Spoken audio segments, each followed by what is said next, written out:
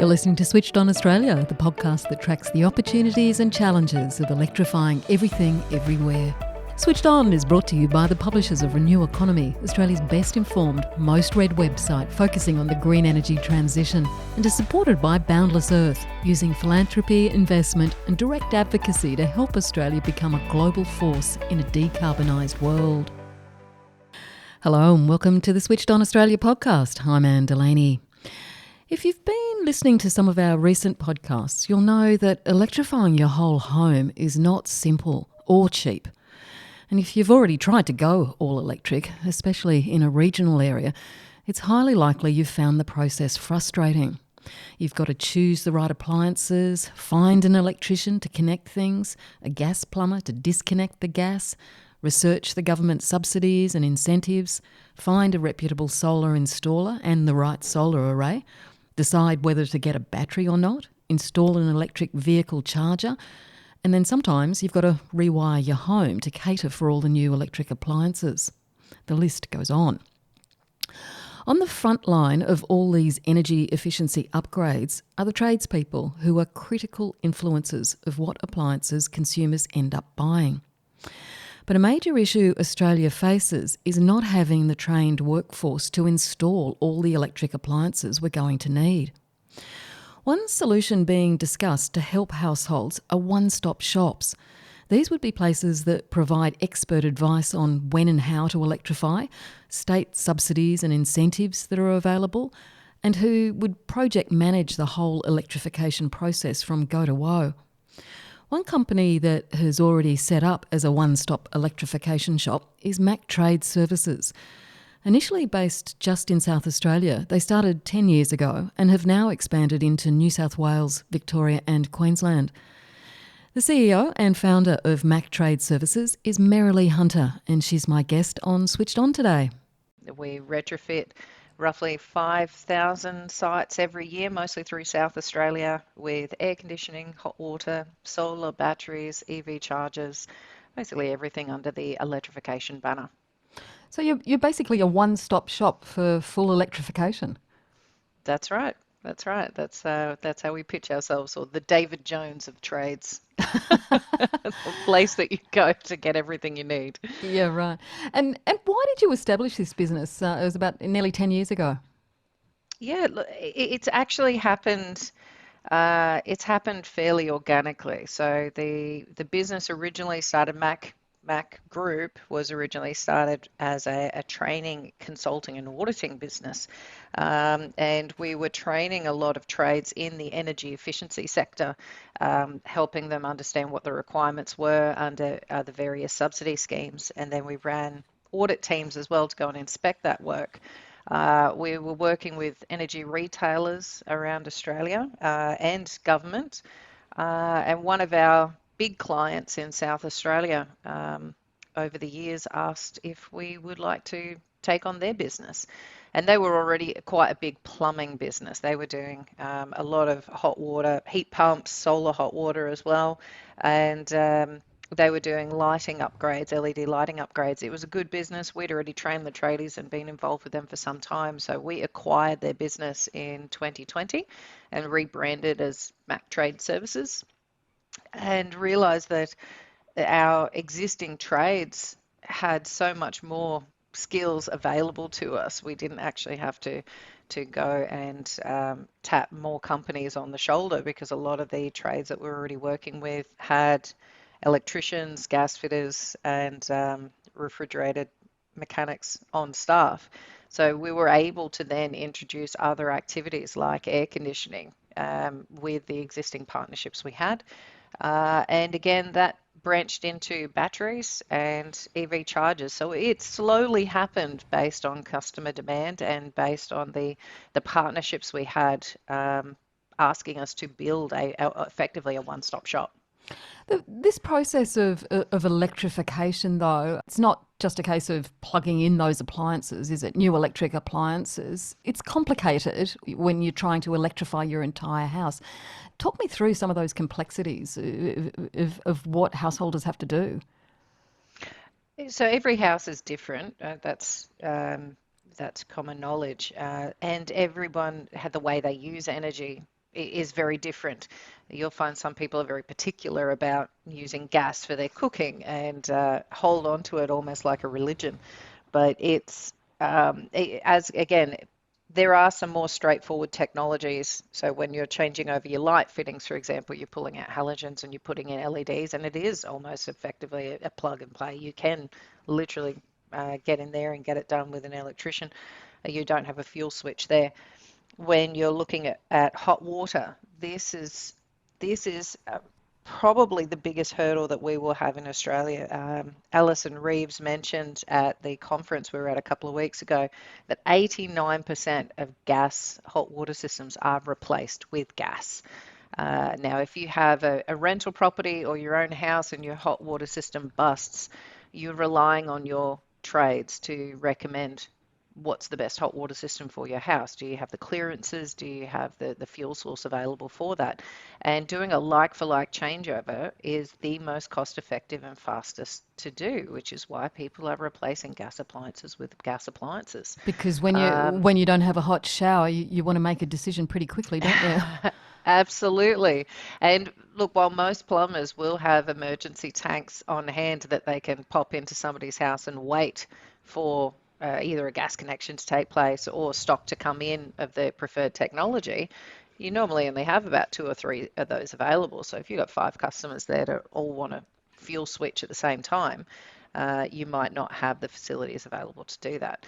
So there are some trickier ones. Fuel switching is tricky. One of the biggest battles that this sector will face is the fact that there is ongoing subsidies available to do a gas connection, do a new gas connection, even though it's quite clear the writing is on the wall and this will be a stranded asset in the future. And the costs for people who remain on gas will be exorbitant because the supply fees can't be distributed amongst as many people anymore. Um, while there are subsidies still pushing that technology, and our plumbers are, Are I also guess, pushing. mistrustful. Yeah. Yeah. Yeah. Yeah, mistrustful of the quality of heat pumps, which is not misplaced. There's a lot of shitty stock on the market at the moment that's being pushed to customers, and heat pumps haven't been the best technology in the past. It's come a long way. There's a big uphill journey, and it's not necessarily the complexity of doing the job that's causing the problem. It's got a lot more to do with consumer behavior and industry than it has anything else. But sorry, back to the question was some fuel switching and electrification activities are quite straightforward, particularly in putting in split system air conditioners as opposed to using gas space heaters. Decommissioning a ducted unit and putting in and a high efficiency electric um, either reverse cycle split systems or ducted air conditioning is a quite straightforward process. It's when you get down to induction cooktops and moving away from gas cooking and also getting off gas for your hot water. They are the trickier ones, and it's got more to do with consumer sentiment than it does the actual technical parts of the activity. So for your clients who have been electrifying, what are their Mm. main motives in wanting to electrify? Uh, Originally, we thought it would be about their people wanting to make a difference in their environmental impact, Mm. but it's actually to do with saving money. Nine times out of 10, people want to save money, and they've read enough to know that switching to a more efficient unit or technology is going to do that. And with the ever increasing costs of energy, it's only become more prevalent that that is the leading cause of people electrifying their homes, particularly in South Australia, because nearly 25% of households here in South Australia have solar energy. They want to be using up that energy. Tariffs continue to drop off, or feed-in tariffs continue to drop off, and it makes more sense for people to use what they're generating. And if you've got a gas hot water system as opposed to an electric one, you're not getting any benefit from your solar system there. One of the main issues, though, with the electrification process is the cost of the appliances. How Mm. important do the clients find the government subsidies? Would they do it without the government subsidies?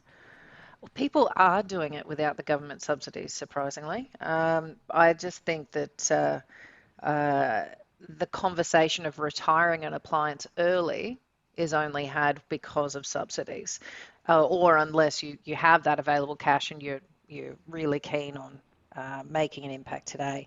So the subsidies are different in every state. South Australia's got quite big subsidies for their HVAC, being AC or air conditioning, and Victoria have just introduced similar subsidies as well. Heat pumps have had their time in the sun at the moment, and that's because of very high subsidies throughout New South Wales, Victoria, and South Australia. Um, when you have a hot water system in front of you that's going to cost you less than $200 to supply and install that, it's very hard to say no. Mm. And whether that product's going to last a test of time or not is the biggest issue that the industry is facing at the moment. How can you ensure that the quality standards of products there will further the confidence that people and trades need to have in this market as opposed to diminish it? Um, yeah, the heat pumps at the moment, the subsidies are what's causing mass take up. And there's a lot of arguments out there as to whether that's a good thing or a bad thing. Once you have that technology in your house, does that mean that you will continue to replace it over time because you've finally gotten off gas and therefore the subsidies pushed you to make that decision in the first place? Or should you be hanging out and putting in a good quality heat pump and solar or a solar hot water system outside of subsidies that will last the test of time. That's the quality argument there. So, Merrily, you're operating in different states currently. How do Mm. they all differ in terms of what they're offering? Uh, that's a really good question because here in South Australia, the renewable energy penetration rates are so much higher than in other states. We're having weekends where it's 100% renewable energy, and because of that, because the renewable energy penetration rates are so high, there are solar sponge tariffs that have now been introduced trying to encourage people to use energy during the middle of the day. So that's 10 Mm. a.m. to 3 p.m. Now, that means that for us as a business, not every case where we'll be recommending customers actually get PV put on their roof. Now we're saying actually you might be better off just putting a battery into your home, plugging that in and charging it during the middle of the day and discharging it at night because Yes. the price of power versus the feed-in tariffs that are available, that's a far more economical solution. Now, the other states, through Victoria, New South Wales, and Queensland, they're on that journey. They've got a lot of large-scale renewable energy projects on the way, but they're still sitting around that 30% mark in their pen rates. But they will get there. So right now, PV is still an appropriate solution for Vic, New South Wales, Queensland.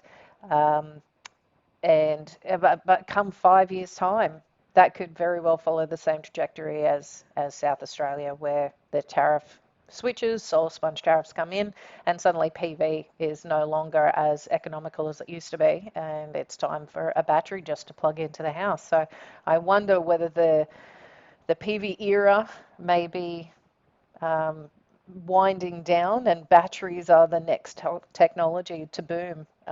Storage will be our Yes. way of flexibility in the future. Heat pumps and air conditioners and LEDs, these are about saving energy at key times and ensuring that you've got smart appliances going in so that you can work flexibly and dynamically with the grid. So they're quite universal across all states, but it will be the solar and battery equation that'll be the interesting one and varies state by state depending on the the mix, the renewables Mm. mix. Yeah, that is really interesting. A lot of people are talking about how we now get PV onto the harder to reach Mm, sections of the community, the apartment blocks with strata yes. title, for instance, and for the renters, etc. What you're suggesting is that it may be more sensible just to skip the PV and go straight to batteries. In some states, exactly. My team actually said we were asked about that a lot. Why wouldn't we recommend solar PV to someone? Yeah. And we said, well, one, 25% of homes in South Australia already have it.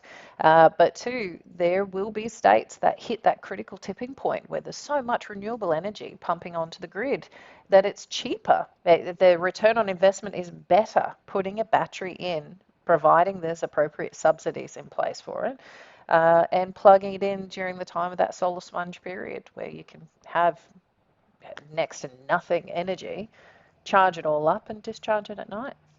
It does make it even more difficult, though, for the energy user to know, should we be waiting before we reach that tipping point, or should we just whack the solar on? Oh, look, and again, if you're in Victoria, New South Wales, and Queensland, you should be putting PV on. You should have Yeah. that security over your energy costs right now. And there's no problem continuing to have a PV system with a battery and storing that excess energy. That's not a problem. It's for those people who haven't yet taken that step and who are residing in states that have hit that critical tipping point of renewables. Here in South Australia, I would be worried if I had a solar PV business that was only selling solar PV. Because it feels like unless you're pivoting to batteries, to EV chargers as well, which is a complementary technology to the battery storage, you're going to face a Kodak moment very soon, Mm. where PV is still appropriate for commercial, but from a residential perspective, it's so cheap and so prevalent, and there's so much renewable energy pumping onto the grid during the day that batteries are getting that way. The Mm. affordability of batteries still has some way to go, but with more and more subsidies pushed towards battery technologies, um, as that becomes more affordable, the return on investment is is going to surpass PV. You're listening to Switched On Australia, and my guest today is Merrily Hunter, the CEO of Mac Trade Services. This is a company that provides a one-stop shop for households and businesses wanting to electrify efficiently. People who go all electric obviously need to choose the right appliances. Mac Trade Services test all their products they install and ensure the trades they work with are fully trained and knowledgeable about those specific products. From a product perspective, we take a very straight cut rule of thumb, which is if we wouldn't put it in our own home, we're not going to put it in yours. And where the way we go about choosing a new product to go to market is we test it. We had a hot water system a couple of years ago that was being brought into Australia. And for those of you who don't know, South Australia has pretty shitty water quality. It's called hard water, and will be the death of many a hot water system over here. Yeah, right. Um, we plugged this one in at one of our plumbers' houses and monitored it over a period of 8 to 10 months, um, checking how the linings were working and the quality of the water coming off the back of that. And then fed that information back to the manufacturer saying, if you change this component, if you change that component, we'll consider buying this, but it needs to be fit for purpose. It needs to be appropriate for South Australia water. Now, they were fantastic at that. They took on board our feedback. They changed elements of the system, but it also doubled the cost of the system. So where there is a quality component, there's also a cost component too.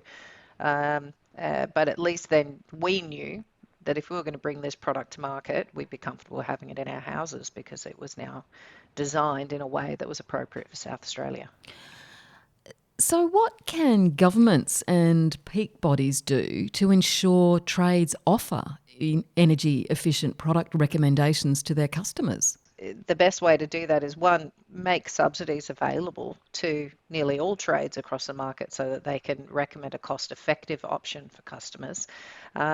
And also ensure that the understanding of the technology is made available to everyone rather than just the ones that have big marketing budgets and are out there giving kickbacks.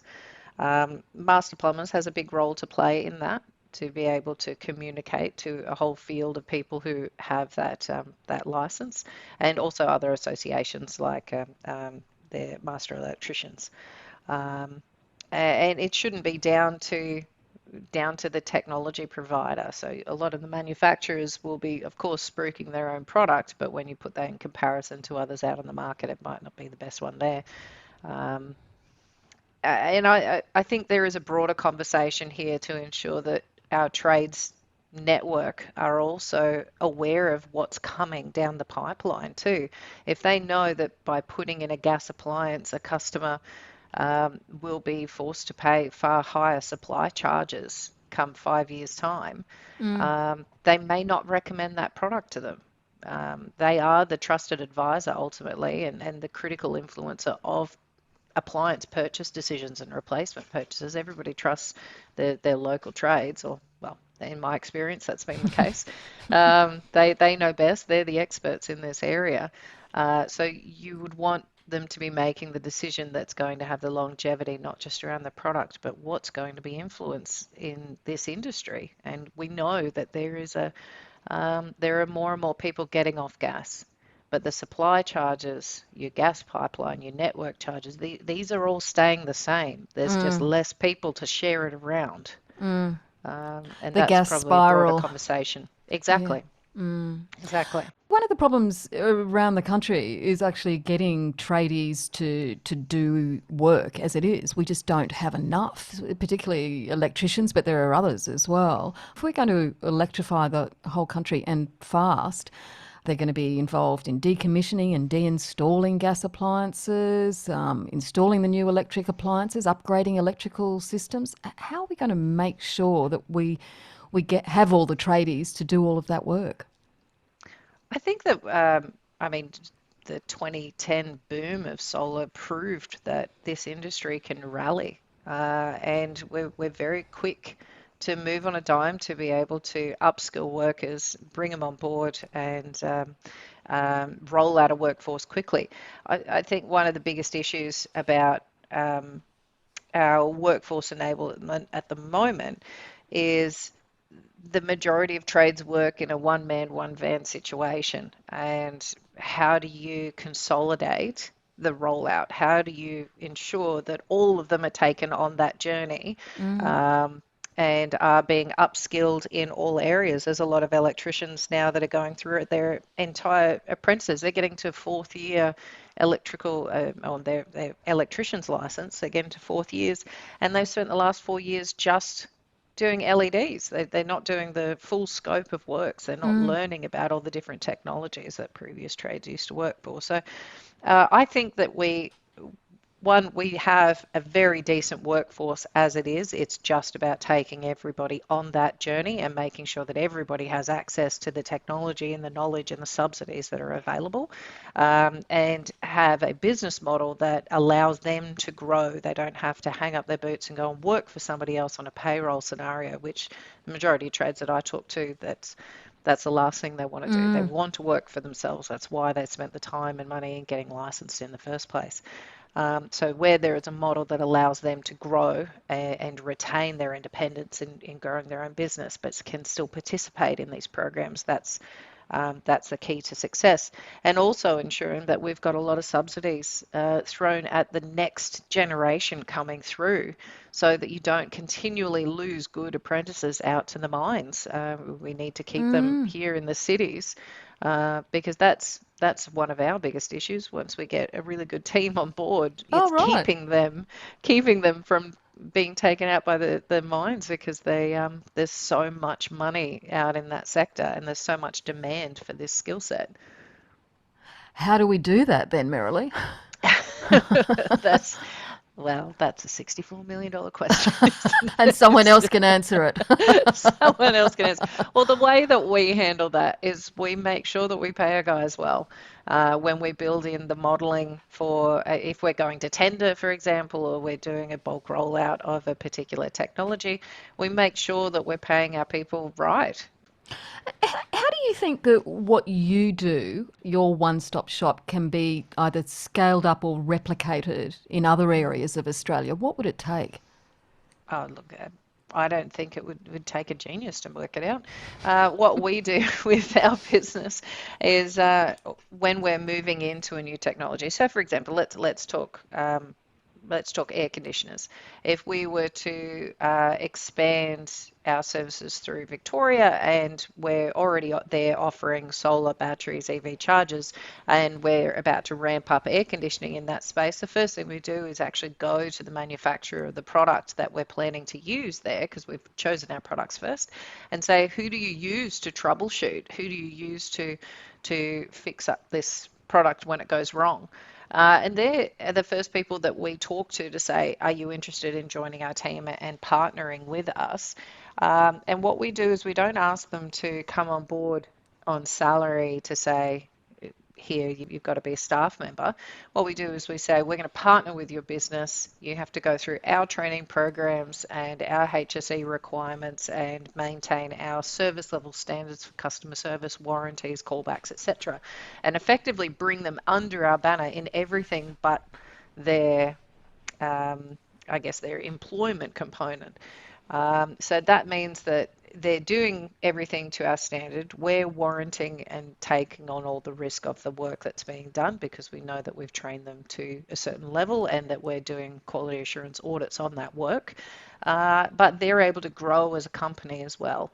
We're doing all the marketing and the front end and bringing in all that work for them, and they're able to have very full schedules in going out and doing the work that we're issuing out to them, and they can bring on more and more staff without having to change their business model or expand into an area like compliance and marketing that may not necessarily be their forte. So it's that partnership that has worked very well for us.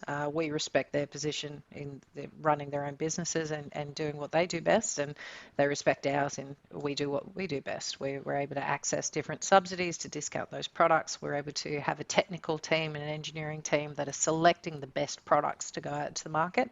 And we have a marketing team as well that are able to spread awareness of the offers available and bring that work in that we then pass on to our teams to do it to a certain standard. So, yeah. So, Merrily, just a final question. How bright is the future when it comes to electrifying Australia? What do you see as the main challenges that we're going to face? I'm really excited about it, actually. I mean, I feel like I've been banging on this drum for over a decade now, and for the first time, you're hearing people genuinely talking about electrification, and it's not a HSE injury. They're actually talking about taking measures in their own home, and to have energy efficiency put on the radar for the federal budget. It feels like the air is different. It feels like there's a shifting of the tides here, which is fantastic to see. The biggest issue that I see facing people today on taking the steps with electrification has everything to do with finance and everything to do with accessing money to take those next steps. If you're talking solar batteries, heat pumps, air conditioners, lighting in your home, that's not even starting on inductions, cooktops. You're talking outside of subsidies, you're talking easily $30,000. And not everybody has that available cash to them, especially in today's market. So the introduction of low interest loans for people to take those steps is fantastic. I only wish that they committed more to it. That's doing the lifting on the finance part of things, and then the state-based subsidy schemes by taking everybody on the journey, giving additional subsidies for vulnerable people that are on pension cards and healthcare cards, so that there is, I guess, a bit of social equity there, and also ensuring that renters can have a say in assets, whether they have additional subsidies applied to renters, because ultimately, if they're the ones that are paying for an asset upgrade instead of the landlord, perhaps that gap should be closed by giving them additional subsidies to help with affordability at the end of the day. So the subsidies and the financing will be the biggest hurdle, but the future is bright. I think the conversation, as much as I keep seeing nuclear bandied about, Yes. and again, I'm open to all kinds of fuels, but the fundamentals don't change. It's incredibly expensive compared to the renewables as our solution. And we have a unique environment here in Australia where we're set and primed to be, without using Roscoe's catchphrase here, to be a renewable superpower and to export our renewable energy to the rest of the world and have a real impact here. Now it feels like there's a real shift in the conversation. We're no longer debating about whether we should or shouldn't. It's about which fuel we're going to go forward with. And how we're going to do it. Exactly. And look, Saul Griffith and his team have done a great job in putting it into the main stage to say this is important. We've got the fuels, we've got the tools, we've got everything here that can deliver this solution without it having to be yet another consultancy project where we delay even further while umming and ahhing about what steps to take next. The industry is here, the workforce is here, the technology is here, and now we have low interest loans to help people afford it and take those steps. So it's a very bright future, I think. Well, I think you've nailed it, Merrily, not only in what you're offering, but also how you're approaching it. Merrily Hunter, thank you very much for joining the Switched On podcast. Thank you very much, Anne. And Merrily Hunter is the CEO and founder of Mac Trade Services. It'll be interesting to see whether other companies or even governments can build on some of the learnings that Mac Trade Services have made over the last decade to help Australia scale up its electrification journey. That's it for today's Switched On podcast. I hope you can join me next time when we'll be heading to Western Australia to hear how the entire town of Esperance has managed to disconnect from the gas network and its 400 residents and businesses have virtually all electrified. Till then, I'm Anne Delaney.